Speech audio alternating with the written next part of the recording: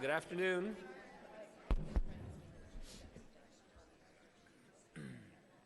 Oh, what a well-behaved crowd. This is amazing. I'm fine. Okay, so my name is Kenji Hakuta. I'm the moderator for this afternoon's panel. There are three panels that were organized by Jim Pellegrino and others. I don't know who else to give credit to for thinking about them, but this one is on the modes of inquiry and how modes of inquiry fit into priorities and focus and those kinds of issues that we struggle with in trying to think about how the research field moves forward. I'm going to start off with a little personal anecdote or story. I kind of got into this field of thinking about how the education research regulates quality and self-regulates as well as externally regulated ways of thinking about quality, and how that balances with focus and with the ability to connect to constituencies of education research that surprisingly is not just education researchers, but people out in the field, in state departments of education, local education agencies, as well as various professional groups, and how to think about that connection. My personal experience, it's not something that I've done or written much about, but it is something that I have some experience in. And my experience that I'll share with you is in the Clinton administration, I was asked to chair the Policy and Priorities Board for the predecessor to IES, OERI, that had been created to succeed NIE from the 60s. And in that role, a lot of the issues around kind of standards for research and how it gets regulated in the peer review process of grant reviews, how the agency connects to priorities and trying to focus and so forth. That just became a very large topic of education because of the community, because in a sense OERI was pushing back against the reputation that NIE had acquired up until the early 90s when OERI legislation was crafted around it being mostly an academic playing ground around which there was very little connection to practice. And I mean, all these are disputable, but that was what the sense was. And so, the charge to the agency was really to try to balance quality with a connection to the field. And this was at a time also when, in a sense, education research is I'll quote Carl Kasel, who probably doesn't want to be associated with this quote, but he had an article in the Ed Researcher early on about the awful reputation of education research.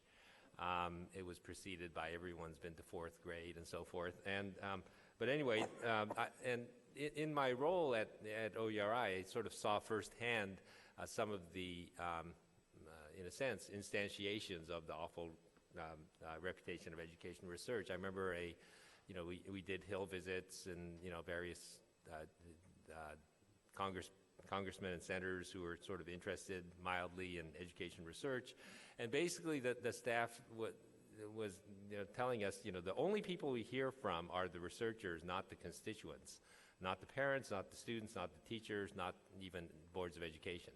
That somehow Congress just doesn't respond favorably when the people who are advocating for education research are their education researchers, and that you need to kind of get and part of our theory was that it was a combination both of connecting to constituents who say I want this for much like the special education community manages to advocate on a bipartisan basis, but there was a sense that somehow the general education research wasn't connecting. And then there were people who the times on the Hill were when you had the sort of the reputation of education research as being anti-scientific also feeding into the world of Catherine Snow of reading, in which there was sort of this interest in paying attention to scientifically based research in reading. And so there was the kind of language, Reed Lyon, for example, from NIH, gave a testimony characterizing education research as, I'll quote, anti-scientific ideologies and philosophical positions have been expressed within a culture of postmodern thinking where a major premise is that there is no genuine scientific method, but rather a sense that anything and everything goes. Of course, the byline there is, so give us money to NIH and to NICHD, and not to education research, which has this awful reputation and so forth. There were others, and this was a time when everyone loved to kind of stand up and get in line and bash education research. And so William Bennett, Checker Finn, Diane Ravitch in those days was calling OERI's work how it should be reformed as it should be done by a, quote, a new independent education audit agency, that's what they wanted to call it, dedicated to the canons of scientific inquiry in the pursuit of truth without fear or favor, and that would strive for scientific rigor, including to the maximum degree possible randomized field trials. And so that's kind of what Congress was hearing. There were even some more extreme examples that I shared in my whatever memory book that the Academy put together. Hans Meter and Doug Carnine, a couple of Hill people, advocating for a minimum n size per condition and experiments and so forth as sort of being written into law about how research should be conducted. So that was the sign of the times, which ended up basically with some pushing and back and forth. And there's a story that I think you'll hear among the panelists of pushing back and forth, but it resulted in Ezra that created IES in 2002 with some fairly firm GEPRA, or Government Reform Results Act, targets around the numbers of randomized RCT experiments that IES should fund and so forth. And so it really kind of worked itself into the institution, and that was what I think John Easton is an audience kind of inherited after several years down the road. So we're kind of looking at that situation in which, unfortunately, education research management, much like much of education, tends to go through these wild pendulum swings, and so basically 2002 really saw the swing really far towards let's focus on rigor, and somehow the relevance and other pieces will figure itself out. There was also a theory at that time that the public didn't give money to education research because the rigor wasn't there, and once the rigor is in place, funding will follow. And we haven't seen that theory supported, but that was the theory. So here we are 10 years later trying to still think about sort of how you balance rigor and relevance. And this is sort of a bit of a kind of both an opportunity for our panelists to talk about their particular involvement in the history of this, as well as their perspective. The first panelist is going to be Margaret Eisenhart. Their bios are in your book, so I'm not going to go deeply into this. But she is a professor in educational anthropology and research methods at the University of Colorado at Boulder. Then she'll be followed by David Kaplan, who is the professor in quantitative methods in the Department of Educational Psychology at the University of Wisconsin-Madison. And Mike Smith was unfortunately not able to join us today. He really sent his regrets. He sort of had the flu and just could not fly. So we've asked another Mike. Actually, Mike Smith isn't, as you know, not really Mike. He's Marshall. But we asked the real Mike Foyer. He shared, Mike Smith shared slides with us and has talked with us and so forth. Feels really badly that he couldn't be here. And the other Mike, who should take off his tie if he really wants a cameo for Mike Smith, will fill in for Mike, the other Mike. And then the discussants will be Pamela Moss, who is Professor of Education at the University of Michigan, who has worked in especially on educational assessment, philosophy of social science, and interpretive and qualitative research methods, and I think is really qualified to give us her perspective, particularly from the qualitative side. And Barbara Schneider, who is the John Hanna Chair and Distinguished Professor at Michigan State. Michigan State. And before that, most of us, I think, know her for her work at the University of Chicago, where she did lots of valuable work. And so that's our panel. I guess I was asked to remind you that this session is being, web streamed and recorded. And we're trying to leave a lot of time for discussion at the end. And so whatever you say will be permanently recorded. Okay, so with that, let me turn this over to Margaret.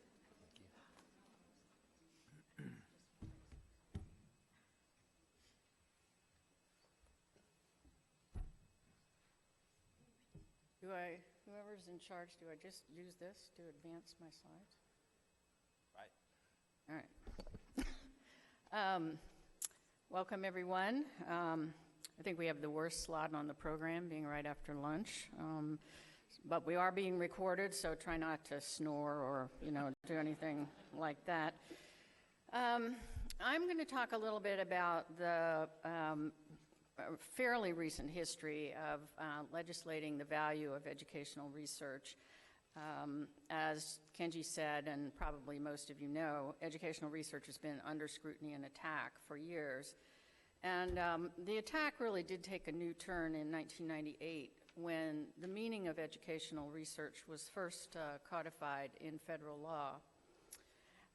And some of you know this history, I think, pretty well, and others of you may be less familiar with it. But I did want to do this in order to just kind of remind us of where we've been and to hopefully inspire us to doing a little bit better in the future. So the Reading Excellence Act of 1998 was the first time that educational research and the nature of educational research was written into U.S. law. And there you have the phrasing of high-quality education research, or otherwise known as scientifically based research. It's supposed to be rigorous, systematic, objective. It's supposed to obtain valid knowledge, and this is particular to reading. It requires empirical methods of research, rigorous data analysis, and approval of a panel of independent experts or a peer-reviewed journal. And then underneath that general wording was first, quantitative research consisting of causal experimental studies, and second, qualitative research consisting of traditions of inquiry in the humanities that could also be assessed experimentally. If anybody knows what that last one means, I really would like to know, because it's a completely baffling statement as far as I can see. At any rate, this is what was in the act, and it did, in effect, make experimental designs the gold standard for rigorous educational research. And it rendered, I think, research in the humanities incomprehensible and research in social science completely omitted. So there we were. This far-reaching action to determine what educational research should look like, and particularly what could receive federal funding, what types of research could receive federal funding, came about with pretty limited input from researchers, and in the midst of the kind of thing that Kenji was talking about, these charges that educational research was not worthwhile, it lacked focus, rigor, and particularly the ability to provide any kind of solid base for educational practice and policy. So it was in that climate then that Congress took up the legislation that would become No Child Left Behind and the Education Sciences Reform Act, or ESRA, which established the Institute for Education Sciences. So in NCLB, we have this very enlightened definition. Required educational research based on testing hypotheses with experimental and quasi-experimental design with preference for random assignment. So let me just say that... Oh, they're not showing. I'm sorry. There it is. I'm not paying attention to everything I need to pay attention to. Okay, I'm sorry. Thanks. This is No Child Left Behind's definition of scientifically based research. I want to say I don't have anything against experimental research, but I do have something against the idea that there's only experimental research in the world. This is what's in NCLB. And at this time, as NCLB was being discussed and then passed, and ESRA was being developed as well, educational researchers did begin to take some, I think, greater notice of this legislative activity, and many felt that their voices and perspectives were not being heard. And one response to this was National Research Council Committee to address the question of what is scientifically based research in education, which was headed, or at least initiated, by Michael Foyer at the National Research Council. And I was the qualitative researcher on that proposal, on that committee. And that was quite an experience.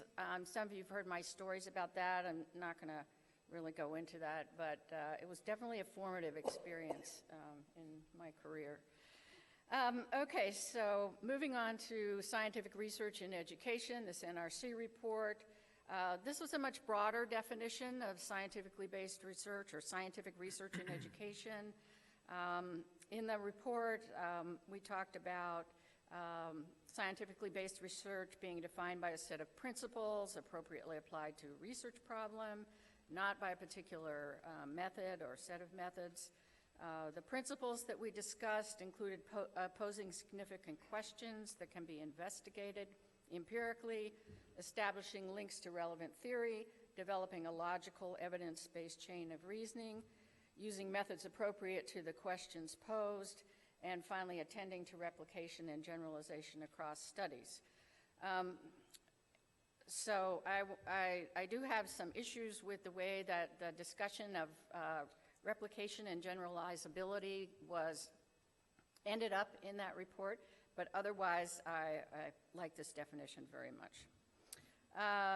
When we released our report, it was just prior to the release of the ESRA, or the passage of the ESRA bill, and I think they may have been slightly affected by. Is that fair, Michael? Slightly. Slightly. Oh, I'm not quite ready for that yet. So this is what the language was then that came out in the ESRA, the Education Sciences Reform Act, which established IES. So you see, basically, it's kind of an amalgam of the previous, but a little bit broader than certainly what had been in NCLB. And notably, I think, ESRA did not require experimental methods, and it included what I hope is the obvious point, that research methods should be appropriate to the research being conducted. Then in the years since NCLB and ESRA became law, there's been a lot more discussion of the definitions and the applications of scientifically based research in education. You probably know that both laws are now pending reauthorization. The topic is, again, before Congress and before us. I'm sorry to say that from what I can tell from the legislation that's in process, we don't have too much reason to be optimistic about a broad definition of scientifically based research in that legislation. But anyway, before I get to that, let me just say something about AERA, which in 2011 came out with a statement that was intended to inform the reauthorization of No Child Left Behind and ESRA. And this was the list of items that they put out to contribute to what's now called the Strengthening Education Through Research Act, and that is the one that's still in progress. It's been passed, or a version of it has been passed by the House, and as far as I know, it's not, it was introduced in the Senate, but it has not come up yet. This language that's, that was provided from, by AERA is pretty much what is in the current legislation or the current bill, and I think that it again is kind of an amalgam of the some of the things that were said before, so that you don't. I think that the problems with this are it's very method focused. It's very narrowly focused. It doesn't really give a good sense of direction for people who are thinking about how to do high quality educational research. And I think how much time do I have? Okay. I think I'm not going to do, I was going to read this absolutely amazing statement from this committee, the House committee that has developed the House version of this new bill. And they talk about how much the educational research community has discussed and critiqued and complained about scientifically based research. And then they go on to say that given all of that, they've taken that all very seriously, and now they are changing the term to scientifically valid research, and they are using the exact same criteria. So my perspective on this is that this is crazy. By continuing to focus on these really narrow and mostly general technical aspects of research design and method, this legislation, like its predecessors, directs attention away from the crucial prerequisite of any important research study, and that is that it addresses important research questions in meaningful ways.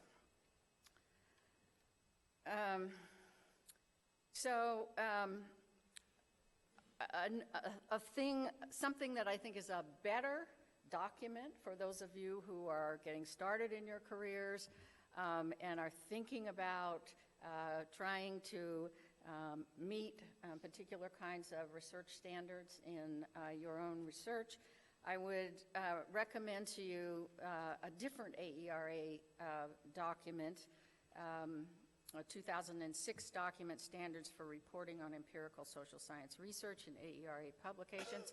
This is specifically about things that ought to be included in research journal articles, and it's been used by editors quite a bit. But I think in general, it is a very useful document for people thinking about both qualitative and quantitative research. There's a section on each one. Each section is intended to be specific to that type of research, and so I would recommend that to you as something that is more useful than these other things I've been talking about, and thanks to Pamela Moss, too, for chairing that committee. So finally, what I'd like to say is that I really like to know why the focus of federally funded educational research is not on reassessing the research questions we're asking and the ways of trying to understand big educational problems. And I mean problems bigger than achievement scores or specific program evaluations. I'd like to know why we aren't encouraged to bring many research designs and methods together, both old and new, so as to develop broad and nuanced understandings of big educational problems. on the topic of some new ways of thinking about educational methodology. I recommend to you the forthcoming article that Pamela Moss and Ed Hartle have prepared for the new Handbook of Research on Teaching, and I hope she's going to talk a little bit about that, because unlike in the past when we have joined together qualitative, or we've had separate chapters on qualitative and quantitative research in the handbook, they have taken on the ambitious and very ambitious task of trying to talk about this as one kind of collective endeavor. And I think it's a very impressive document, and also includes discussion of methods that are not usually talked about very much in educational research, but I think we need to be talking about them and get past this qualitative, quantitative juggernaut that we've been dealing with for too long. Another thing that I want to draw your attention to is a book by Pamela Walters and Annette Leroux and Sherry Rannis, which was published in 2009, where they did a very interesting analysis of citation counts, award lists, and expert surveys of different kinds of indicators of high-quality research. So number of cites in journals, number of people who are mentioned in various publications, lists of people who received awards for their research, and so on. And what they say is that research that has had a major influence on scholarly debate has asked quite broad questions about complex educational processes in, I'm sorry about the, no, I didn't, sorry. Okay. Educational research that has had an impact on scholarly debate asks quite broad questions about complex educational processes and outcomes. It is theoretically informed, and it is often disconnected from the country's political agenda at the time. Research that has influenced policy asks focused and more narrow questions, often connected to the political agenda of existing interest groups. And importantly, Walters and Leroux and Rannis point out that few of these highly influential and respected studies, whether scholarly or policy-oriented, have been based solely or even mainly on empirical work. And even fewer have been based on experimental work. So you have things like the Coleman Report. You have things like Bender on social cognition. You have Shirley Bryce Heast, Ways with Words. You have Bowles and Gintis, Schooling in Capitalist Society. These are some of the things that were found to be highly impactful, and I think we ought to keep that in mind when we're thinking about how we're going to move forward and get away from this obsession with technical methodologies, and particularly narrow ones. And then I just want to say that this morning I heard several presentations from postdocs, and I think the work that you all are doing, it is broadly focused, the questions are broadly asked. The kinds of research that you're trying to do are multi-method or mixed method. And I just want to say, go for it. That's so important. And yeah.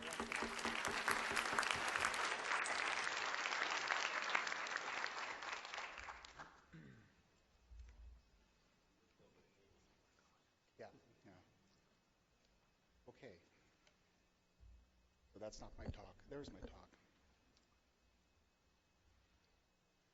So I decided to change the title of my talk to Modes of Inquiry. Should we also align our paradigms with our goals? And what I'm going to talk about is technologically narrow to a certain extent, but it's about epistemology within the quantitative domain. So I think we can start by agreeing on something. In the context of quantitative education research, not all research questions in education require randomized controlled trials. I would think that that would be pretty obvious to at least most of us in the room. We can think of a couple of examples. interest in NAEP trend analyses. These things interest me, frankly, but nevertheless, I think that we can see that these kinds of questions, these kinds of issues don't require randomized control trials. Describing and comparing latent profiles of teacher professional practice across countries using data from the Teaching and Learning International Survey. And the list goes on. Randomized control trials are arguably not always appropriate for all causal questions, and I would refer you to Nancy Cartwright's book, Hunting Causes and Using Them. For those causal questions that conform more or less to the Rubin causal model of potential outcomes, then RCTs are appropriate. And in fact, we might even be able to agree in this context that the RCTs are in fact the gold standard for Rubin causal model-like questions.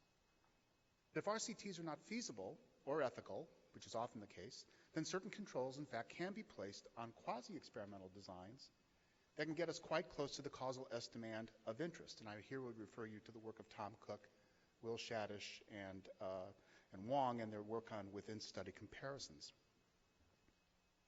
However, for my comments today, two questions are equally important. The first is, does the current statistical toolbox contain a broad enough array of methods to allow wider flexibility in the kinds of research questions we can ask? And are we availing ourselves of those methods, and are we teaching them to our students? And then second, is education research, quantitatively oriented education research, being hindered by the classical paradigm of statistics regardless of the question or the method? And then how do we move forward from there?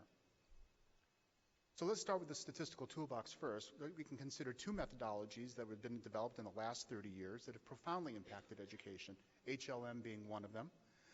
And here it was the work really of Lee Burstein that brought this into the education framework.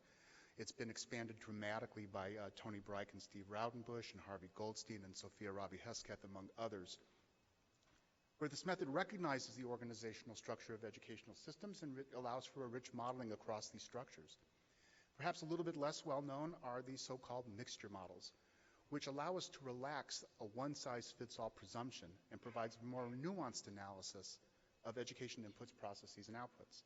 Both can be used inside and outside the framework of the randomized control trial, and moreover, they can also be used together in so-called growth mixture models, which are very powerful methodologies to study change over time. But even if we successfully aligned our questions and methods, we ultimately collect data, we conduct statistical analyses, and obtain a result. And the statistical analyses in education and the social sciences generally have been situated within the Fisher and Neyman and Pearson paradigm of hypothesis testing. And despite periodic criticisms of classical hypothesis testing, nothing has really stopped the practice. However, in 2015, after a one-year grace period, the journal Basic and Applied Social Psychology issued an editorial policy banning null hypothesis significance testing. The policy now allows, and this you have to pay attention to, the policy now allows authors to submit papers that present the results from this NHST procedure, but prior to the publication, authors will have to remove all vestiges of null hypothesis significance testing procedures, p-values, t-values, f-values, statements about significant differences or lack thereof, and so on. To quote the editors of this journal further, the null hypothesis testing procedure has dominated psychology for decades. We hope that by instituting the first NHSTP ban, we demonstrate that psychology does not need the crutch of the NHSTP and that other journals will follow suit. Of course, they're willing to accept the papers using NHSTP, and then they will ask you to remove them after they've just used the crutch that they're trying to do away with. Regarding Bayesian methods, the editors reserve the right to make a case-by-case judgment, and thus Bayesian procedures are neither required nor banned from BASP, from this journal. Now, as it happens, criticisms about null hypothesis testing have existed almost as long as the paradigm itself. There's many, many papers. Every 10 years there's a paper or an article, or in fact even a book by Harlow, Mulaic, and Steiger called What If There Were No Significance Tests?, which is a volume on just this problem. Gigerenzer, Krauss, and Witthock have argued that much of the difficulty in grasping conventional hypothesis testing lies in a conflation of the two approaches, the one advocated by Fisher and another one, a different one, advocated by Neyman and Pearson. So let's look at that for a moment. Fisher's early approach to hypothesis testing required only specifying a null hypothesis and then a conventional significance level, almost always the 5% level, right? Once the test is conducted, the result is either significant or it's not.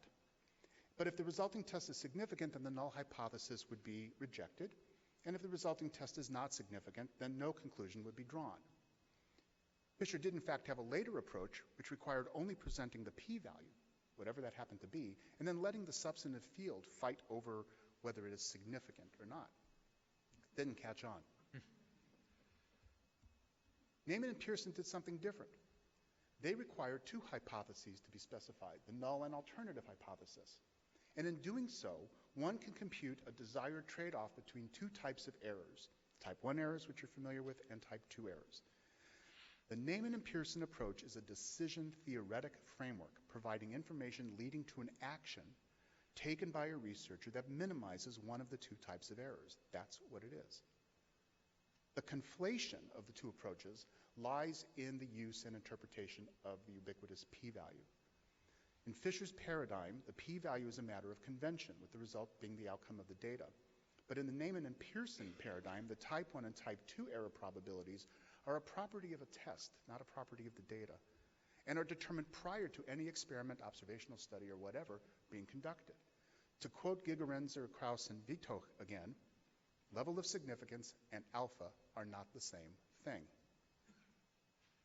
So what is this p-value? The p-value actually rests on an argument by reductio ad absurdum. We attempt to establish an assertion by deriving an absurdity from its denial, then thus arguing that the assertion must be accepted because its rejection would be indefensible. The p-value, as a reductio ad absurdum argument, is properly interpreted as the probability of observing data, at least as extreme as the data that was actually observed, computed under the assumption that the null hypothesis is true. Any other interpretation of the p-value that we wish to assign to it is not right. This is the interpretation of the p-value, following Fisher. So what's the problem? Well, first, the p-value is based on data that were never observed. The p-value is obtained by referencing the value of an observed test statistic, like, for example, a t-test, based on the study at hand to some hypothetically replicated data under the assumption that the null hypothesis is actually true. So the p-value is not a measure of the evidence in the data in your hand for the support of a hypothesis of interest. Second, and very importantly, and a point that you all know, the p-value is computed under the assumption the null hypothesis is true. And in most applications, the null hypothesis is taken to reflect no difference, no effect, no relationship, no nothing. The null hypothesis, whatever the value happens to be, is never true in reality, and moreover, it's typically not the research question we're interested in. To summarize, the p-value does not quantify evidence for a hypothesis. Rather, it provides a measure of the probability of an outcome not actually observed, computed under the assumption of a null hypothesis that's not actually going to be true in any population. So to quote Jeffries, famous Bayesian statistician from the early 60s, this seems a remarkable procedure. From the Book of Sarcasm, I think. However, I think it's fair to say that misunderstandings of null hypothesis significance testing is not sufficient to ban its use. But given the well-documented bias toward publishing only statistically significant results has led authors to questionable practices, such as describing non-significant findings as trending towards significance. That was nervous laughter, I hope. Okay. Okay, so how do we move forward? Maybe 4 or 5 of you in the room will probably not be surprised to hear me say this. I believe that Bayesian paradigm, as a paradigm of statistical inference, represents an internally consistent and coherent alternative to null hypothesis significance testing. It's now readily available to education researchers due to computational developments that have taken place over the last 20 years or so. There are classic texts on this issue. Yours truly wrote a statistical text on this using education research examples. That's my momentary shameless plug. And there's an excellent treatment of Bayesian epistemology that can be found in Hausen and Urbach's book. What are these paradigm differences? Well, in my time remaining, I'm going to go through this very quickly and totally non-technically, but to try to give you a flavor of what this alternative is about. For classical statistics, the statistics we all grew up with, the notion of probability is represented by long-run frequency, just flipping a coin over and over and over again, counting the number of events we're interested in over the total number of possible events, and that's probability. For Bayesians, probability is the quantification of subjective belief. And the canonical example in that case is betting on something. For example, betting on who's going to win the World Series, which until the Mets shut out my favorite team was going to be the Cubs. Another key difference between the Bayesian statistical inference and the frequentist counterpart, the classical counterpart, concerns the nature of these unknown parameters. In this frequentist tradition, the assumption is that a parameter is unknown and has a fixed value that we wish to estimate. This is what we do when we're doing any kind of statistical inference we can think of. Our uncertainty about the model parameters are not taken into account in a frequentist tradition. But in the Bayesian inferential tradition, a parameter is also considered unknown, such as a treatment effect or a correlation or whatever you would like. But we specify a probability distribution for that reflects our uncertainty about its true value. Bayesian inference requires that we model what is reasonable to believe about model parameters accumulated from past research and or expert opinion. Through Bayes' theorem, prior distributions on these model parameters are combined with the model we're actually interested in to yield updated knowledge in the form of what we call the posterior distribution, but that's technical. Bayesian methods can be applied to virtually any method within the frequentist domain, including analysis of variance for randomized control trials. All that is required is the quantification of our uncertainty about what the parameters of interest are and what are reasonable to believe about them. The focus of model evaluation in Bayesian inferences is based largely on predictive quality and not on goodness of fit, per se. Statistical significance testing and all of its vestiges, including p-values, play virtually no role in Bayesian inference. But it's not without its own internal set of controversies, the most salient of which is the choice of priors. Priors can be obtained from personal belief, expert opinion, and or prior research. And eliciting priors, especially those based on subjective belief, is obviously fraught with difficulty. And this problem is referred to as the problem of elicitation. It's been discussed by Anthony O'Hagan and others. Bayesian inference is a framework for learning from data. And to quote Jerome Cornfield, it is clear that it is not possible to think about learning from experience and acting on it without coming to terms with Bayes' theorem. So to conclude, it's obviously crucial that we align our questions and our methods. The ideal is a well-articulated question that maps nicely onto one or more methods. We now have a wide array of methodologies available to education researchers in both proprietary and open source software. Although future methodological research is always going to be needed, deeper education in these methods, I think, is also required. But even if methods align with questions, they are employed within a paradigm of statistical reasoning, and the current paradigm was developed in the context of agricultural research by Fisher and on industrial clinical research by Neyman and Pearson. These contexts are not necessarily relevant for all education research questions. I would think again about NAEP trend, for example. And moreover, they are conflated in practice anyway. Bayesian inference, although interestingly historically older by about 150 years, provides a serious alternative to the frequentist paradigm. But I believe it's short-sighted for BASP to ban null hypothesis significance testing. There may be situations in which the kind of error control that is achieved through the proper use of the Neyman and Pearson framework is desired. For example, randomized control trials of educational interventions where there's a clear cost attached to making a type 1 or type 2 error. And I put down or type 2 error because we rarely ever consider type 2 error as being a kind of an important error to make. But we also can argue that the goal of quantitative inquiry in education is to assess whether a hypothesis that we're interested in is supported by the data we have in our hands. Addressing this goal forms the basis of Bayesian inference, recognizing and explicitly accounting for all manner of uncertainty that can enter into an inquiry.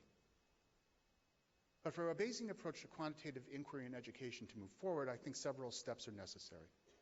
These are not exhaustive by any means. First, Bayesian epistemology should be formally taught alongside null hypothesis significance testing in introductory stat classes, clearly defining for the students the challenges and the opportunities of each approach. I would suggest that authors be required to clearly warrant the choice of using null hypothesis significance testing or Bayesian inference for their specific investigation. And then I think it would be a good idea to develop and demonstrate best practices in Bayesian inference. Actually, it'd be nice to have best practices in null hypothesis significance testing as well. But in any event, develop and demonstrate best practices in Bayesian inference and advocate for the adoption of these best practices by research journals and funding agencies. I think these steps would go a long way toward improving quantitative inquiry in education. Thank you.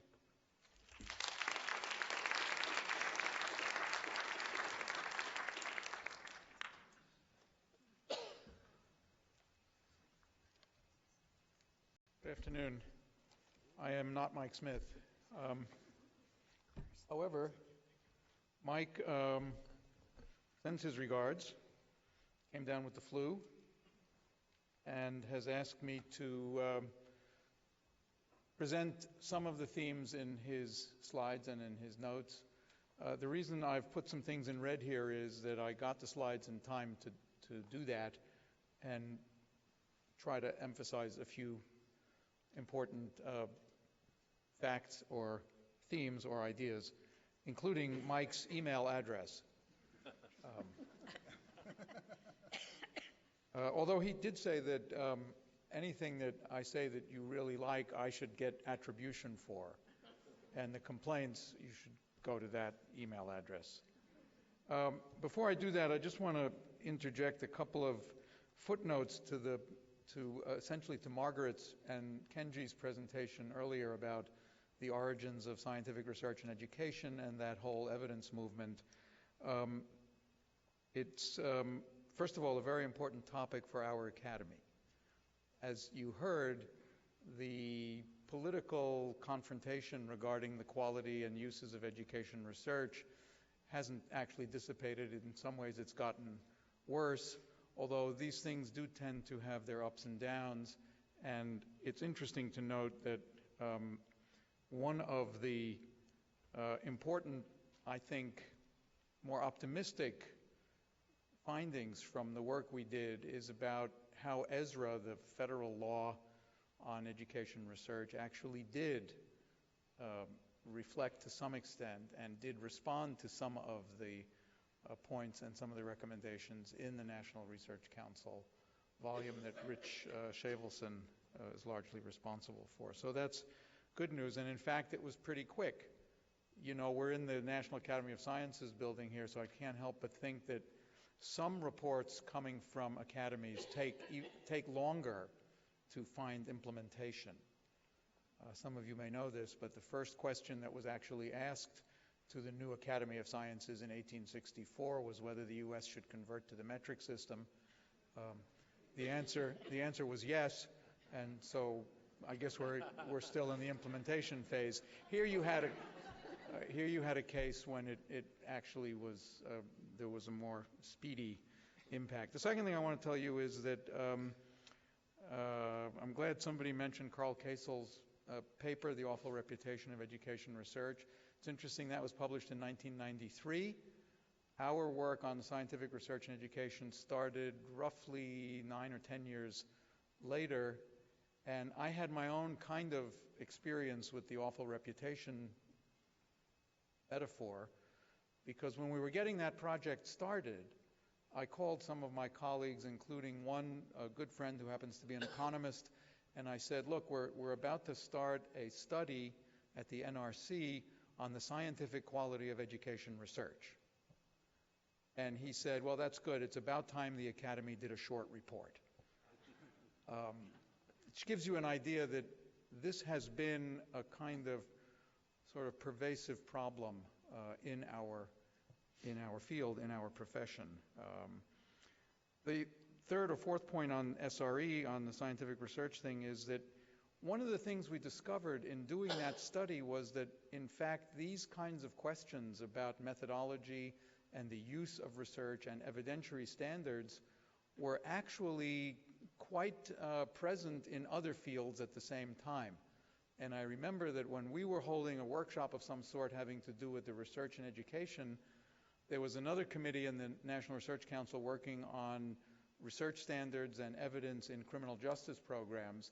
And I wandered in there, and I swear you could just substitute all the word, criminal justice for education, and they were having exactly the same kinds of arguments. So that actually prompted us, as a result, after the Scientific Research and Education was published, to go one step further and see whether it was time to reopen the whole question about evidentiary standards in social science, in particular social science oriented to policy uses. And that led to another committee, which was chaired by Ken Pruitt, a political scientist, and that report came out a few years ago, and I would encourage people who are interested in this topic to look at it. I think it's called Using Evidence, Scientific Evidence for Public Policy. And it's very significant that there are people, and in our field and in other fields, who continue to press on this question of whether and how and when can social science evidence actually become useful. And I'll just tell you that in that report, in the Pruitt report, it actually included a period of time when there was a debate within the committee over whether emphasis on the quality of the methodology would be sufficient without trying to understand the conditions under which the results of whatever methodology we're using had a chance to be understood, interpreted, and ultimately used, whatever that meant.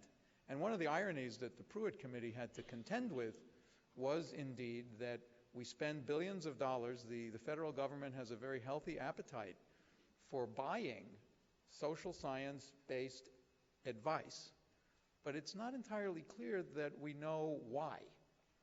In other words, we don't actually have a robust theory of how this information is used.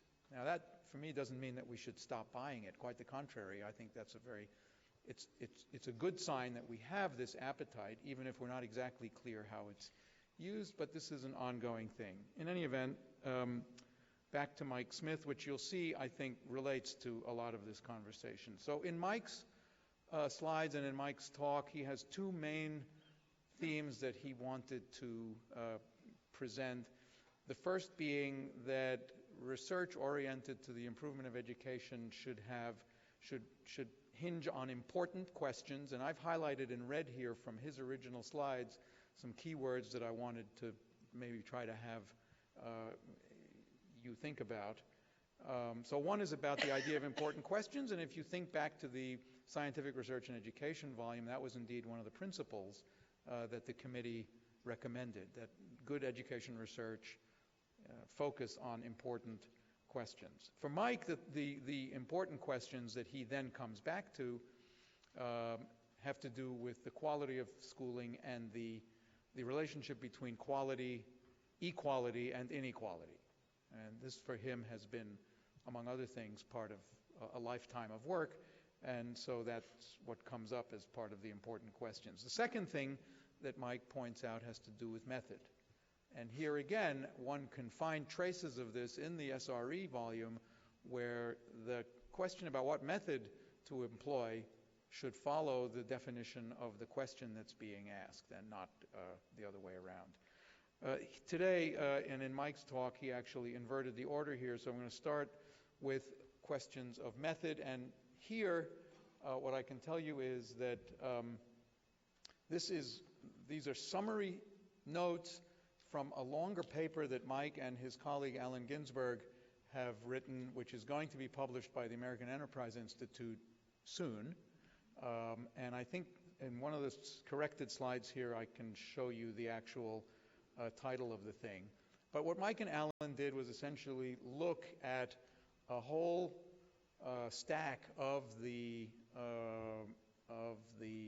studies included in the What Works Clearinghouse. The What Works Clearinghouse was, as many of you know, the federal mechanism by which we were going to actually implement these notions of evidentiary standards. So the questions that Mike asks in in that paper have to do with whether these randomized trials, as cataloged by the What Works Clearinghouse, are actually useful. So here again, the word use is the one that I would like you to brood about for a while. And then the second part, as I said, the second part of the talk has to do with what problems are rise to the high priority that are worthy of our attention as researchers. So here's the paper that Mike and Alan wrote, and I'm sure you can, if you'd like to read the paper, which I encourage you to do. I got a draft of it earlier this summer, and it is a pretty blistering critique of the methodologies used in the What Works Clearinghouse and in the essentially the validity, if you will, of the randomized trials that they uncovered. So once again, a few keynotes from this paper. The reason we had the What Works Clearinghouse was to actually try to take from this huge cacophony of data, evidence, information, studies, and all of that, to filter that somehow to provide information that could be used by policymakers looking for, and this is my, I guess this is my editorial on what Mike and Alan were writing, that the idea here is to help policymakers by giving them something like a comfort zone based on the available evidence. Not even necessarily to certify that some kind of intervention is always going to work or is definitively proven, but rather that it is at least, compared to many of the others, a more likely best bet. And so what Mike and Alan did was look at something like 27 studies, for example, where the question was about math curricula using achievement test scores to try to estimate the relative value of these different curricula. And then they essentially looked at threats to the validity of these randomized trial studies. And this is very significant because it's easy to talk about the gold standard, but one kind of, then if you only put in a footnote, yes, it's the gold standard, but some of the gold may actually be not so golden, so that you lose a lot of the nuance here. So that what they did was actually go in and look at specific kinds of threats to validity, such as omission or decision. And here, all I can do is read some of these words to you, but the more important point is the conclusion here in this paper, which is that all 23 of the randomized controlled trials and the 27 studies of curriculum usefulness have 2 or more threats to their validity based on an objective evaluation of the actual methodology used, which leads Mike and Alan to conclude, therefore, that these results are not useful, etc. So the point, the takeaway message from this is, first of all, that with that much threat to the validity and the use, the question is whether this kind of problem affects or infects other studies that they didn't get their hands on, and they are concerned that maybe other interventions that are included in the What Works Clearinghouse are also vulnerable to those kinds of threats, and as they say, probably. Second part of Mike's paper, which I'm glad to try to summarize real quickly here, is on the idea of education research needing to focus on the big problems. And for him, at least in this paper, it has to do with equality and quality. On this, Mike has another paper recently that he wrote with his colleague Jennifer O'Day, which is going to be published in an ETS volume shortly. I don't have the actual citation for that, but I'm sure Mike can send you the draft of that one as well. And here, some of this will be familiar to people who have read Mike's work over the years and sat with him over many lunches, as many of us have, and the ideas of systemic problems requiring systemic reforms won't come as a big surprise, but this is a very nice kind of reaffirmation of the significance of these problems in American education and what might be done about them. So for Mike, the more equitable education system requires standards-based reforms and continuous improvement. Just as a footnote, I remember thinking when we were doing the report on scientific research how nice it was that scientifically based research, which appeared 111 times in No Child Left Behind, was abbreviated SBR, as is standards-based reform. I don't think that's entirely coincidental. I think the god of linguistics was watching over us. In any event, that's one of the things that Mike continues to press on, standards-based reform. Second, accountability, but I think for Mike, this is what might be referred to as a more sensible approach to accountability, school-based approaches to reducing inequalities, and connecting schools more broadly to the institutions and the communities in which they exist. Not much time left here to tell you more, but there are plenty of ideas in Mike's paper about the combination of policy at the federal and state and local level, the importance of professional networks, and here Mike is amplifying on some of the literature of improvement science, which others in our academy have been very actively involved in, as you know, and public engagement, which I'm not exactly sure what he meant by that, but I resonate with that, because I think if we're not engaging with the public to find out what the questions are that matter to them, then we at least may be running the risk of producing work that is ultimately not going to be of great use. So there you have it, and there is plenty more in these two papers and in the rest of these slides. I want to conclude with the question at the bottom of this slide, and that's, I think, something that is worthy of ongoing and continued attention by our community, and that has to do with our responsibility as a research community vis-a-vis the agendas of those agencies that are funding the work we do, whether it's the government, public funding of research, or the philanthropic community, which supports a good bit of research, although a small amount compared to the federal role. But this is an atmosphere and an environment for our work that is in flux.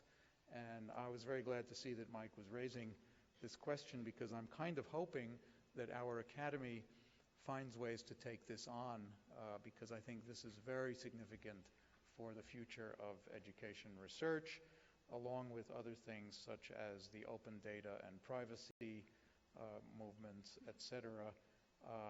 And Mike Smith says thank you.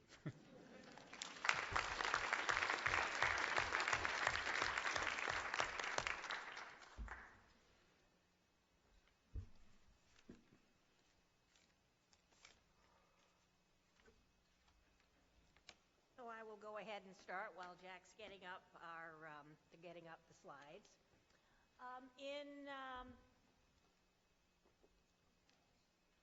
I know how to make this work.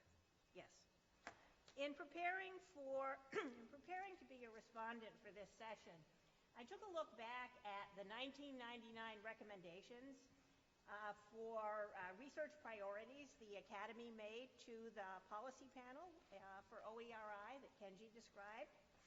The study team led by Ann Brown and Jim Greeno noted that progress toward high achievement for all students had been impeded by the belief that research, students' learning, and teachers' learning can be studied in isolation from important matters of context.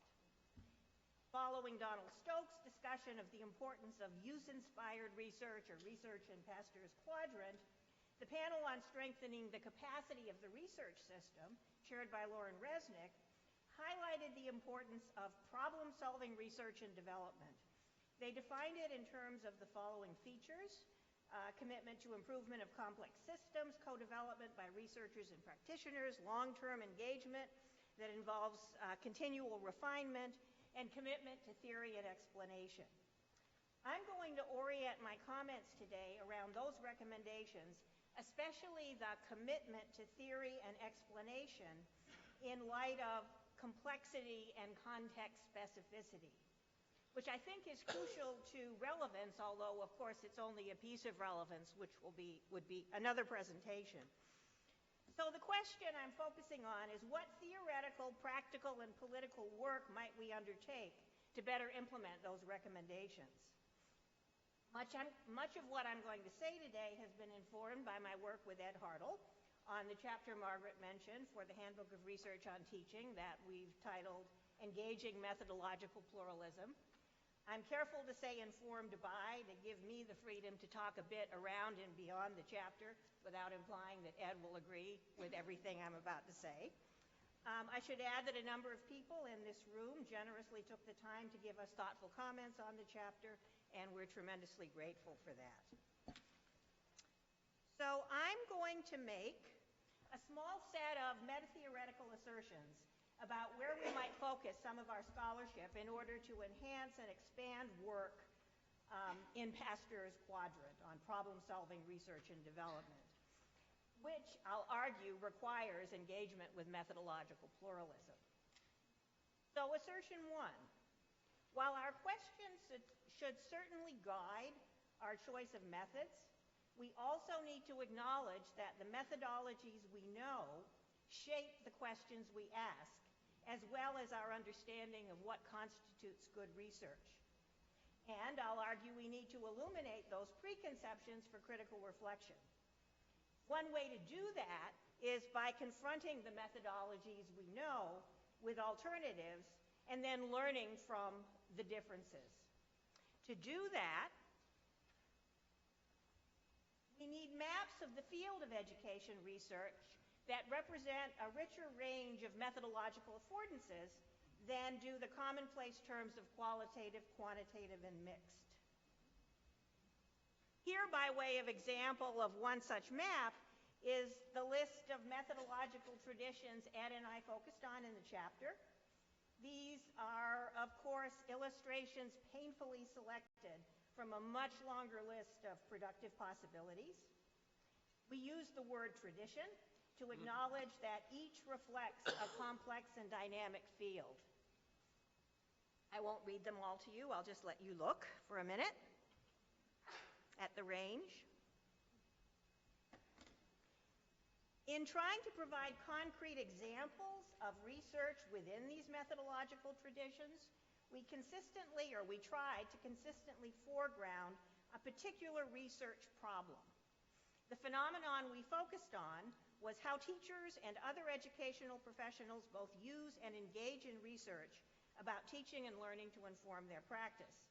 Our goal was to show how different methodologies can complement one another in illuminating different aspects of a phenomenon.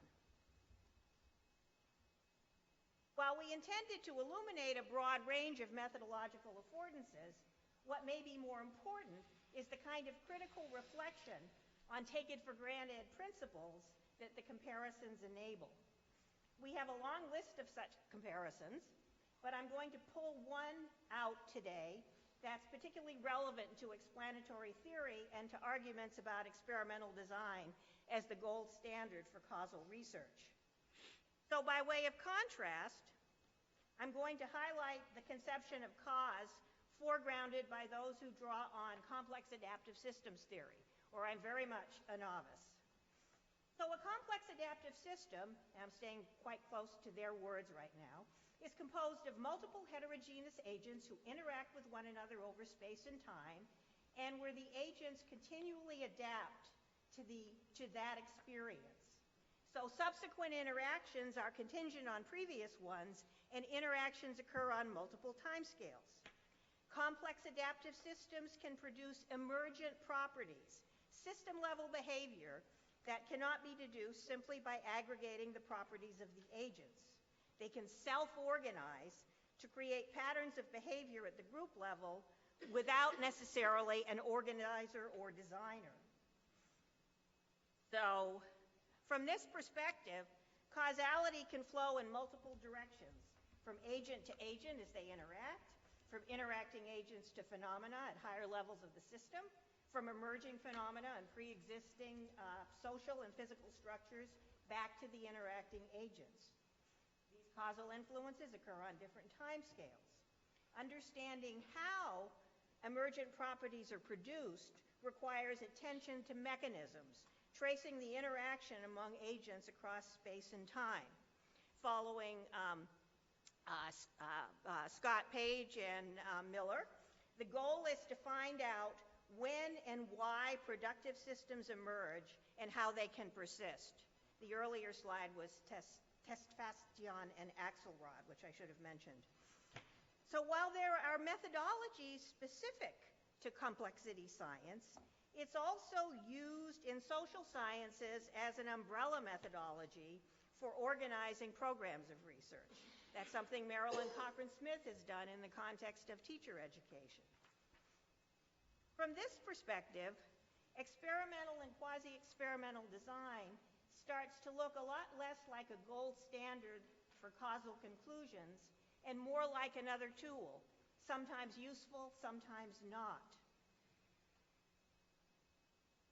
So assertion 3, we need to develop strategies for explanatory theorizing that take the complexity of educational systems and the particularities of context into account.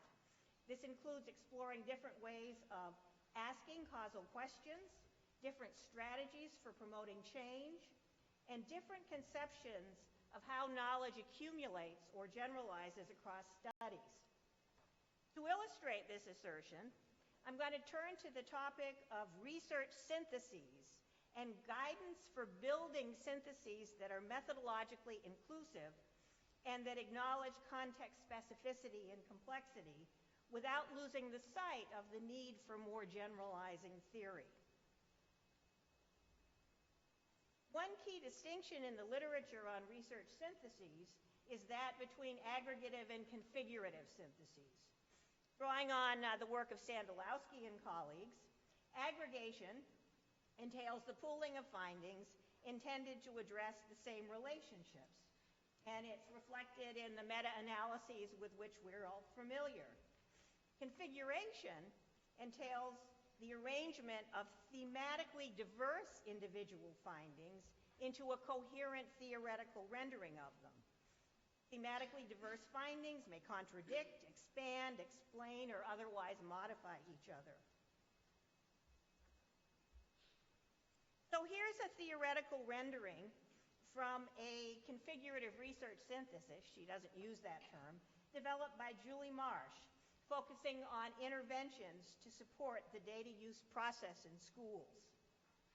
What it does, and she uses this to summarize how different studies contribute to different elements of this theory and to acknowledge the differences in the ways that these studies contribute to the theory. So it allows us to address questions, and I'm quoting from, at this moment, the Ramsey's project website, which I'll show you in a minute. It allows us to address questions about what works, how, why, for whom, to what extent, and in what circumstances, in what respect, over what duration.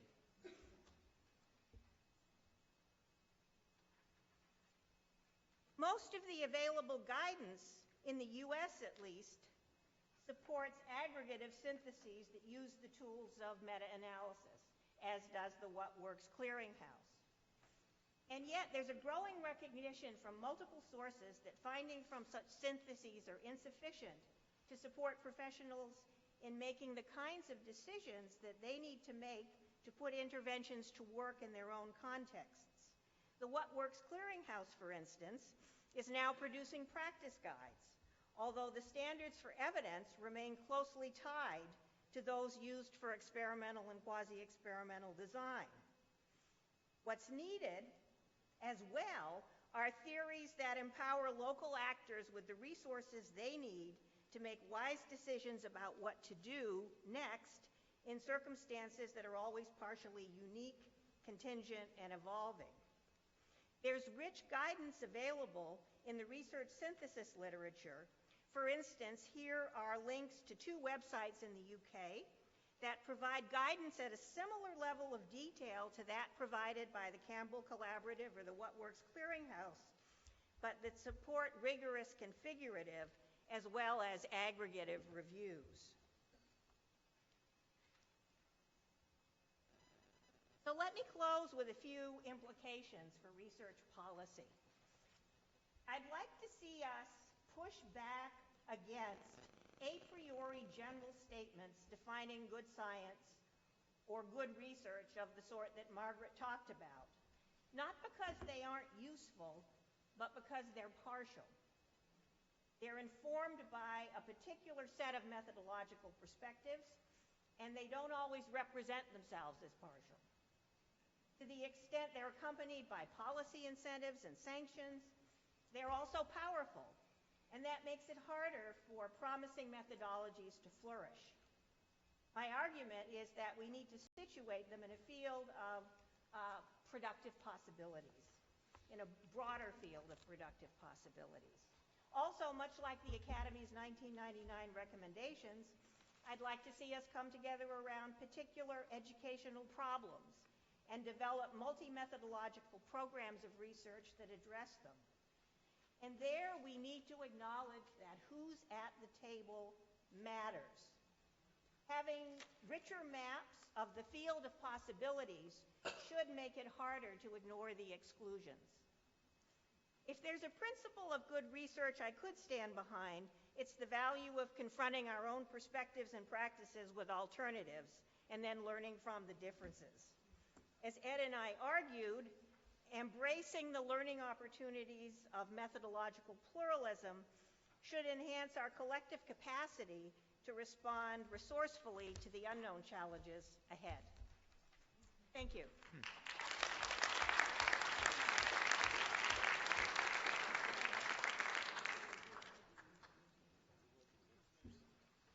Oh my goodness, you can barely see over this. Well, hello everyone. One of the rare times I do not have a PowerPoint, so I'm just going to start in. I found it pretty hard to be a discussant to this panel, and I'm sure you can understand why. There's a lot of things that are moving parts that are going up and back. And the one thing I'd like to start with that I thought might be useful to some people in the audience is the fact of how this all began for me, and that is as a graduate student at Northwestern, where I had Tom Cook, Don Campbell, and Bob Baruch as professors who taught me about RCTs and that correlation doesn't mean causation.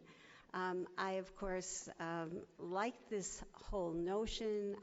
It was my root. But then I quickly went over to political science and learned an awful lot about regression techniques and simultaneous equations using Lisserl. That didn't help me too much with the mimeographed piece of paper I got that we affectionately called simple problems for stupid students. Did any of you ever have SPSS in that form? Anyway, that's where my life began, and then in terms of what's going on with these kind of debates about RCTs, not RCTs, it really came to a head for me when the first kind of entrance into all of it, I was in volume 2 of scientifically based research. There was a second volume. I was part of that second volume. And then after that, I served on the AERA Grants Board, and we had an interesting conversation at that time with Russ Whitehurst. And the AERA Grants Board funded students that were interested in doing analyses with large-scale longitudinal data.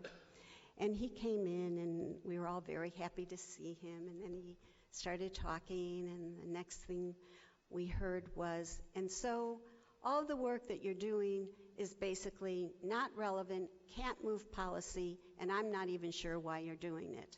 You can imagine the expression on the students' faces, on the board members in the room, and we decided that we really needed to push back a little bit on what was going on, that resulted in the AERA book that I see that Bill Schmidt's in the audience, Martin Carney was here, Rich Shavelson, and Larry Suter, all of who worked very hard on getting this volume together, which we did estimating causal effects with observational data. And Don Rubin and Paul Holland were a help to us, as was Tony Breik and Steve Rodenbush. Anyway, as we went on in this history that Margaret presented and Kenji talked about, unfortunately, my footprints continue to be in each of these different things. So when AERA wrote that 2011 thing, I was in the room, part of that committee. I was also part of the committee that we did on reporting standards that Margaret talked about. And she's absolutely right that that was an amazing document. And Pam, thank you again. And thank you to all the people in the audience, again, that helped us. Jim, I see you sitting there, Pellegrino, Fred Erickson, Judith Warren Little, who isn't here, and Larry. Oh, I forgot Larry back there. So did I forget anybody else? I don't think so. I think that was our whole, Margaret was on the committee. Judith Green. Judith Green, I'm sorry, Judith Green was on that. Richard Duran. Pardon? Richard Duran. Oh, that's right, yeah. And that particular reporting standards were not Larry Hedges, sorry. No, I said Larry. Oh, Larry's out there. Larry Hedges, yeah. Okay, I'll be quiet. Yeah, he's sitting next to Bill Schmidt. Anyway, why bring up that document? Well, that document then served as the basis for the IES NSF document that then told people about how to prepare research proposals for the two agencies, including the different stages of what was considered to be the progression of research. I want to raise all of these because embedded in all of them is a definition of what is scientifically based research. Embedded in all of this is also certain kinds of questions that can be answered with certain kinds of methods. And for those of you who haven't had a chance, there is a little history here. And I was a little concerned, Margaret, about my footprints because I even have a chapter in that book by Pam Barnhurst Walters. So I sort of feel like I've been entrenched in this discussion for a very long time. It's too long a time, I'm afraid. So what have I been doing since then? Well, since that time, I've really started to embrace the methods that are coming out, which are really remarkable. And these are the methods that we can use in all different kinds of ways in the way that we're working. I've just seen some brand new programs that have algorithms that are looking at linguistics, qualitative observations that are really quite remarkable. The work that's going on methodologically in terms of RD designs, whether we're looking at moderators and mediators in SEM designs, the new work on Bayes methods. It has really been an explosion of knowledge that we should just be embracing because it is really quite wonderful. Now, I'm going to turn a little bit to my work right now because I'd like to say just a few words about it. Because my current work is a grant from PIRE, which is at NSF. Now, why am I even raising this? Well, because it is the very first project that has been an education project within that group of studies. The studies are international studies. They tend to be studies that look at climate change, physics, and yet they were sold on our idea of looking at student engagement. And my co-collaborator in this project is Joe Krychek. And what we're doing is we're studying student engagement and we're looking at it in the context of project-based learning. And the nice thing about this is we're also replicating everything that we're doing in Helsinki And we've even translated, we've done a massive job, and because this is a particular kind of project you have to do with an international partner. So, why is this of any interest to us? Well, I'm going to go back to the methods, because one of the methods that we're using in this study is based on smartphone technology. Many of you know that throughout my career I've been very interested in experience sampling methods that developed by Mahalia Csikszentmihalyi, and that is something that tells how you're feeling throughout the day. And this goes over, you can do it over weeks of time, over days of time. And I recently gave a talk, and I was having a very difficult time using that data because it would take anywhere from a year to a year and a half to get it off of watches and beepers. And in the audience was a young engineer who came up to me and said, "I think I've got the answer for you, Barbara. Here's my phone," and on that phone was something called Paco, named after his dog. And Robert Evans has been my collaborator for the last 4 years, showing me new kinds of ways that I can understand and look at problems using advanced technology. So we now have these smartphones, and what used to take me, and I'm not exaggerating, a year to get my data cleaned, I was able to have my data out in 3 weeks, cleaned and ready to run models. It is the most exciting thing that has clearly happened to me, and we already have preliminary results on the effect of project-based learning's effects on student engagement. And much to my breathtaking surprise, the results were positive. And this is something I really didn't expect to see after working in 15 high schools in Detroit, where I basically couldn't see any effects for a very long time. So what I would like to leave everybody here, because I can't see how many minutes I have left because I can't see over the podium. I'm not quite sure about where I am on minutes. 5 minutes, oh good. Well, with the project-based learning experience, what has happened most recently, and while I have been here, I did get a message from the White House to a meeting on November the 10th that is looking at what's going on in science in high schools. And I think that directly is attributable to this work in PIRE, which we're doing right now. And I can't be more excited about that, because too often what we're doing in chemistry and physics in high school is something that needs a great deal more attention.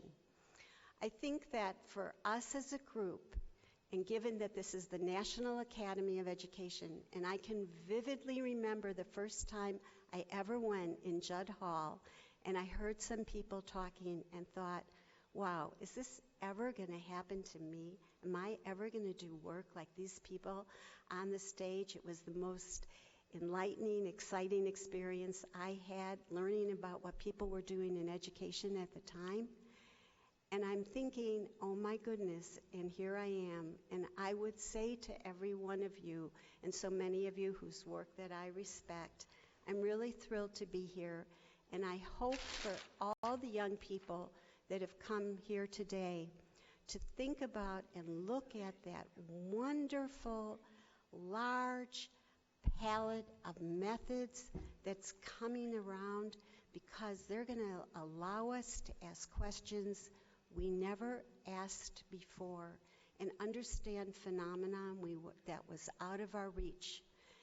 I can only say that I had the opportunity to be with a brilliant neuroscientist on a bus ride, and she had won the AERA Young Career Award. And I was talking to her about growth mindset and work that was going on in growth mindset, and she said to me, well, of course it has an effect. That's because of this part of the brain that comes together in this way, and it allows you to do this kind of, and I looked at her and I said, this is what it's all about. Thank you very much.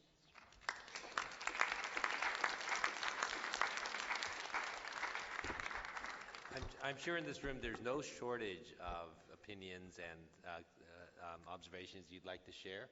And we have about 40 minutes to do that. But I'd like to just start off by just asking the panelists to respond to a question, and then that'll give you a chance to stand up and ask any follow-up. And I guess Mike Smith, in his typical sort of provocative way.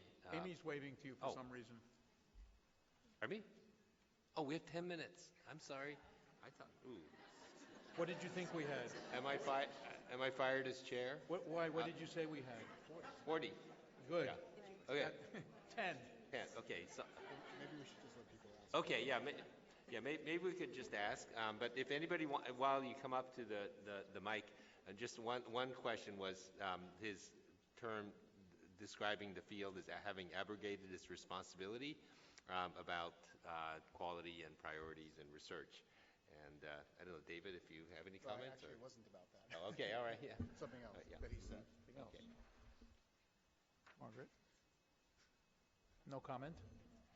Who are you asking this question to, Kenji? Us or the or anybody in the anybody who and wants to would like answer this yeah. question? Because, I mean, part of this is, I mean, part of why I thought David might comment on this is it's a bit of this sort of who gets to control and say whether something is in or out.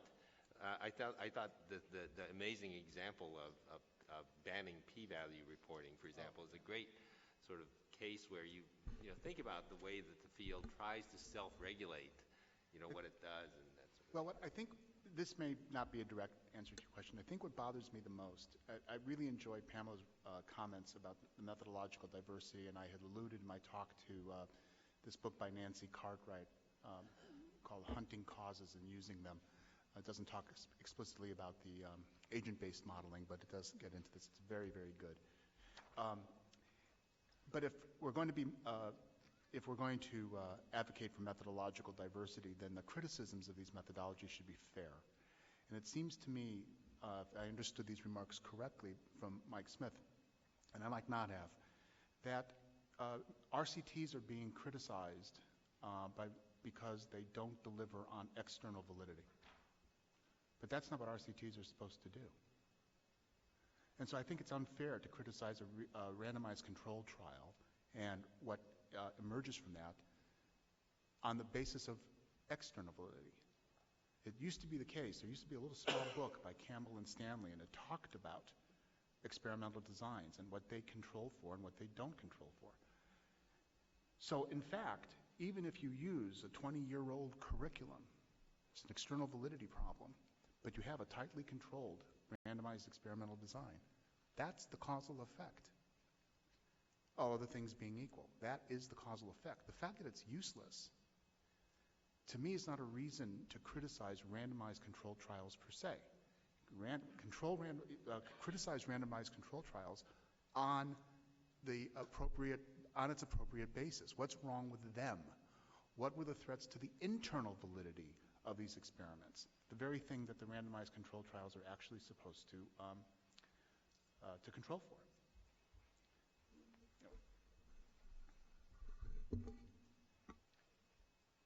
There's a question over there. Maris. Yes, please. There's a man who's observed the scene for a long time.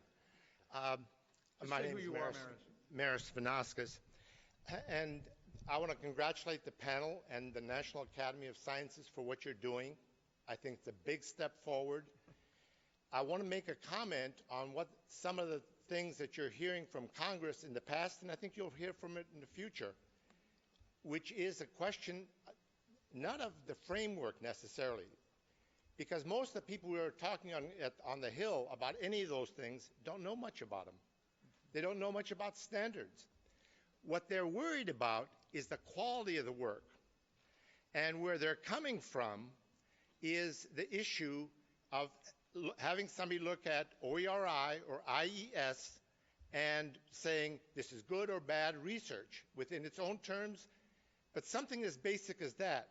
And the reason I say that is because their frustration led to a staff person there who really didn't understand research, writing up a draft what wanted to see. So I would not, in my little statement for the Academy, I said that it would be useful for the Academy to look at some of this research and just say, is it any good? And if we don't do it, somebody else will, and we won't be as happy. Now, we may not be that interested, but I think that's going to come back to us.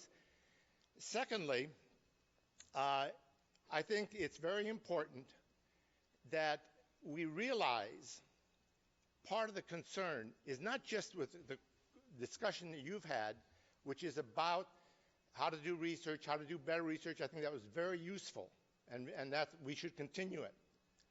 The question is how do we as scholars, not necessarily us personally, interpret research?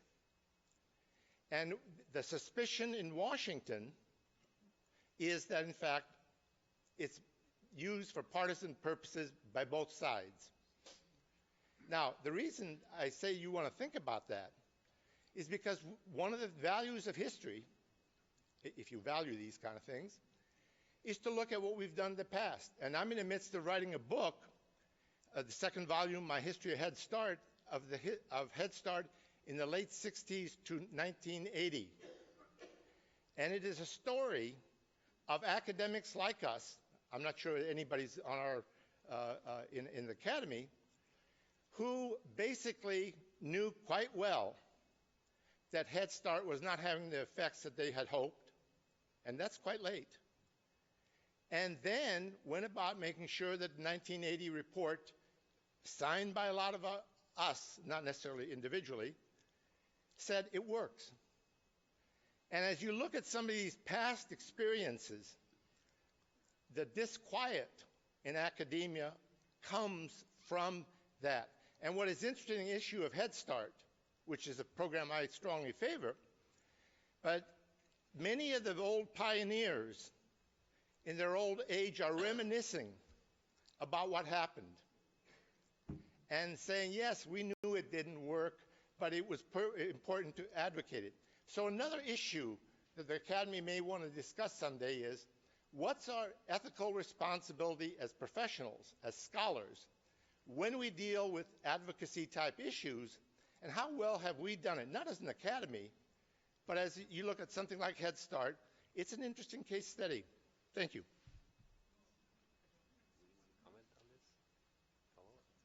Hi, Martin Carnoy from Stanford.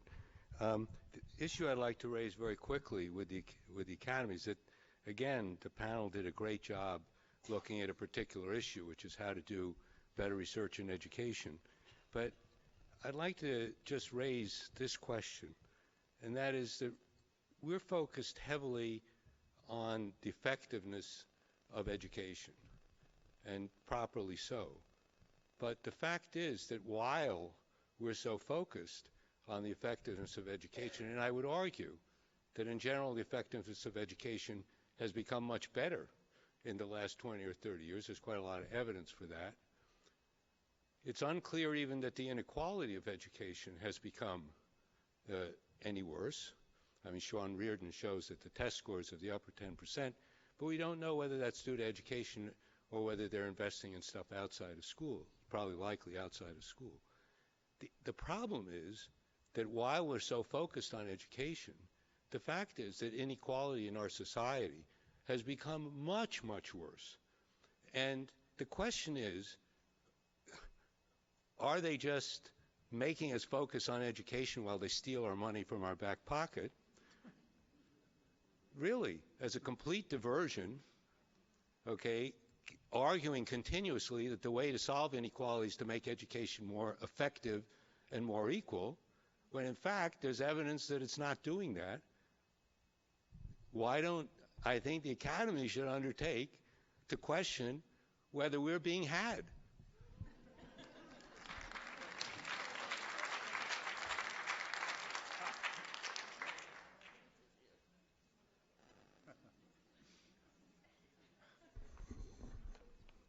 That sounds like a rhetorical question, but people here are actually looking to me as if, okay, let's do it.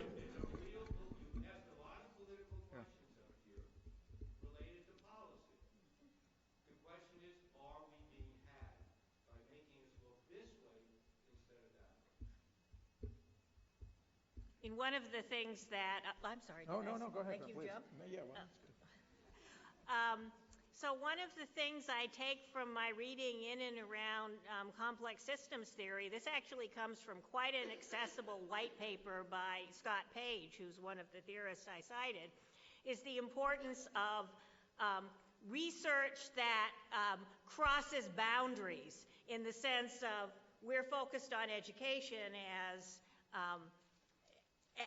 as where we're putting most of our energy to try to make a difference, and yet why aren't we also collaborating with researchers in other sectors of society that can contribute to addressing the inequality problem in a more comprehensive way?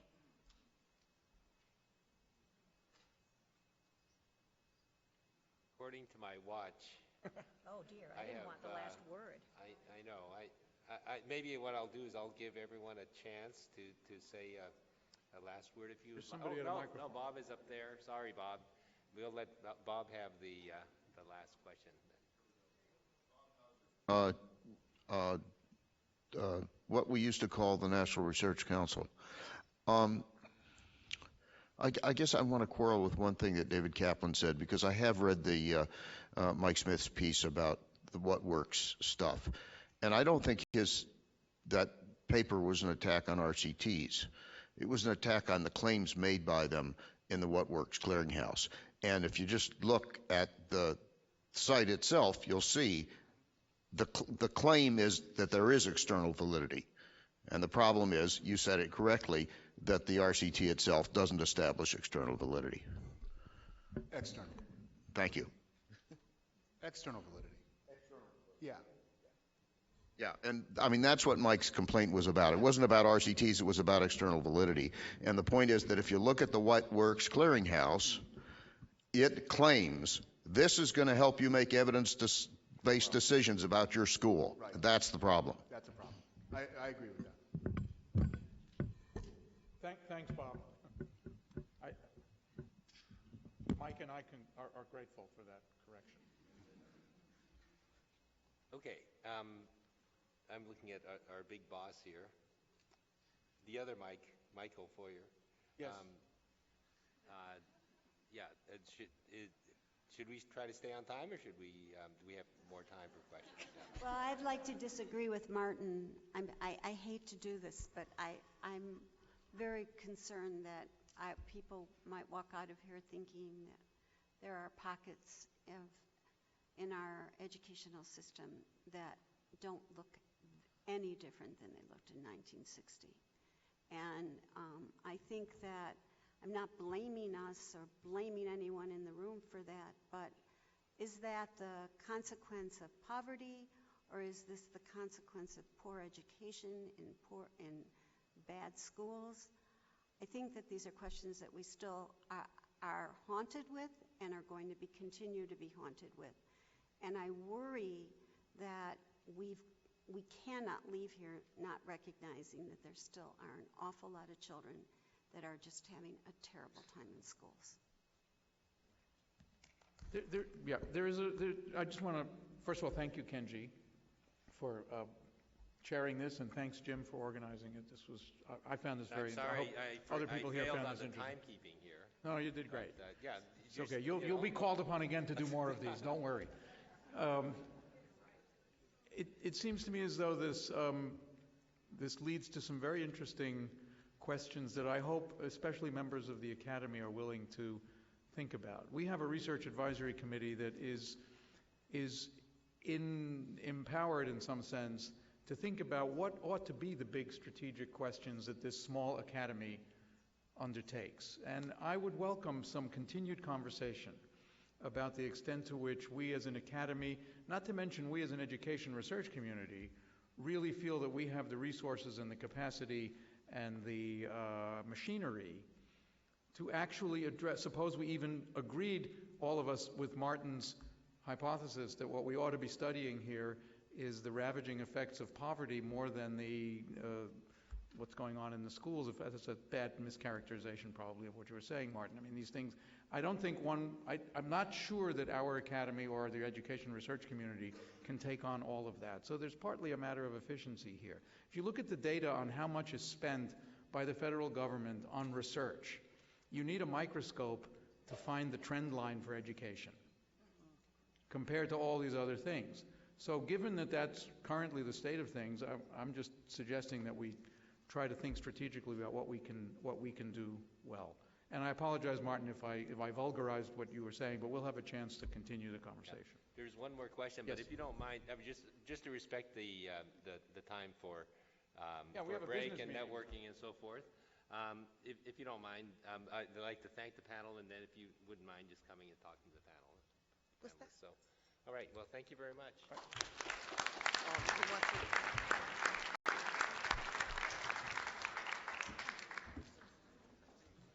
great. We're looking. I think your name actually came up yesterday when we were thinking about Yeah, sometimes those things are filled or they rotate, but whatever the case may be, I would really enjoy that. Great, yeah. Yeah, thank you very much. Thanks for everything. Thank you.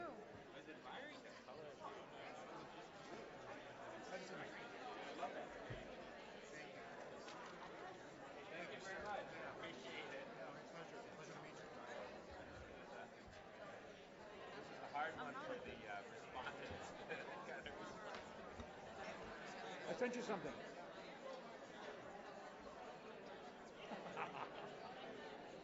I'm afraid so. I was going to change into a pair of khakis and sneakers. I couldn't find them. Thank you, sir.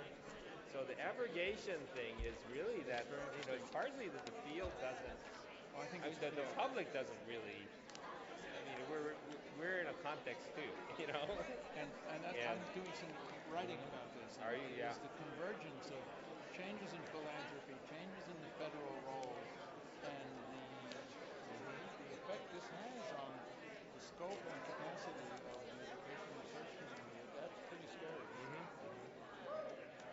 All right. Okay, well, thank you. Sorry about the timing thing. I just didn't, for some reason I was just cruising along. I looked at the